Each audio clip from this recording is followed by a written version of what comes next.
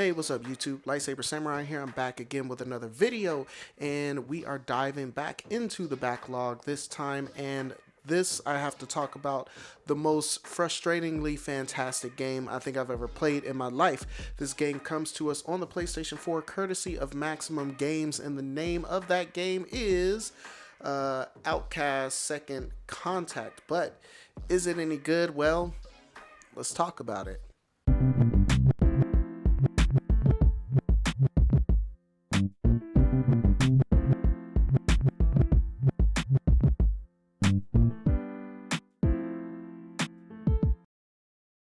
So when I hit the record button and started out this video, I still didn't really know what to say about Outcast Second Contact, even after playing for upwards to 10 to 12 hours over the last several days. There is a lot of good and bad to be had in a title like this. This is actually a remaster of a fantastic game, Outcast, that came out on the PC back in 1999, I believe, and back then it was actually awarded, I think by GameStop, as the action adventure game of the year for 1999. In this, you play as a military guy, an ex-military soldier named Cutter, whose mission is to travel to this unknown world to gather some equipment and to shut off a machine that's basically collapsing our world into the alien world. So going down on the planet, your objective is to find your crew and rescue them, as well as finding the missing technology and repairing it. But once you meet the locals of this planet called Adelpha, then things take a greater turn. And essentially, you're caught up in this rebellion, or in this battle between the peaceful Adelphians and Ps4, who is just like this military ruler who's basically staged a coup of the planet and is taking over. The issue with most of the occupants is that they don't condone violence, so that is where you come in. You're basically hoisted up as their champion to rid them of Ps4, and in exchange then they will help you find your crew and help you find the machine that's collapsing your world into theirs. So first, diving into the graphics, the landscapes are beautiful. The lighting is fantastic. The backgrounds are lush and varied between the different regions of the planet you travel, but the character models are terrible, often being PlayStation 2 quality at best.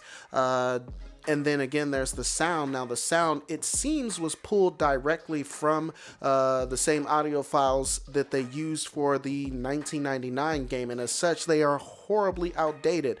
The voice acting is very wooden and terrible, but the writing is fantastic.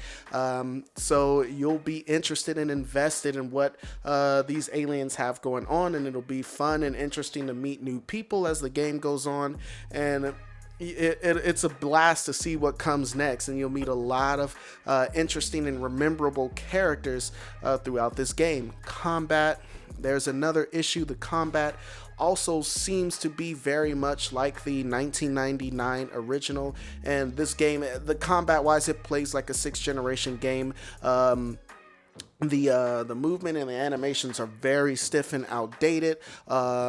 The lock-on system and the gunplay, it feels very awkward, and it does take some time to get used to when it comes to battling enemies. I was torn up like real easy in my first few encounters, just because I really didn't understand. I tried to play it just like your standard third-person shooter, and there were some things I had to learn. They will attack you and then just kind of run around like chickens with their head cut off, so you're running around chasing another guy to shoot him down while you're getting mowed down by all of his buddies. Not to mention that the guns start off pretty weak, so these enemies are very much bullet sponges. It'll take upwards to 15 to 20 shots to down an enemy when you first start the game, and it doesn't get that much better as the game goes on. You'll get more weapons and you'll get power-ups to strengthen your weapons, but I've got quite a few power-ups on my weapons, and even then it still takes, you know, around 10 to 12 shots to down somebody, which is not great to me. Also, there's issues with hit detection and aiming. You can't really pull off headshots and things like that. That's not a thing because that wasn't really much of a thing in 1999. So combat in this feels just really not great.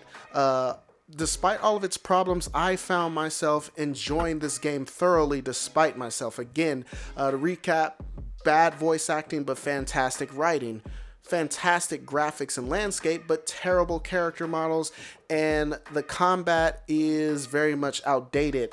In this remaster, it really looks like that they just took the 1999 game and slapped a fresh coat of paint on it, as opposed to making it a proper remaster where they revamped and modernized the controls and things like that, which would have made this game so much better.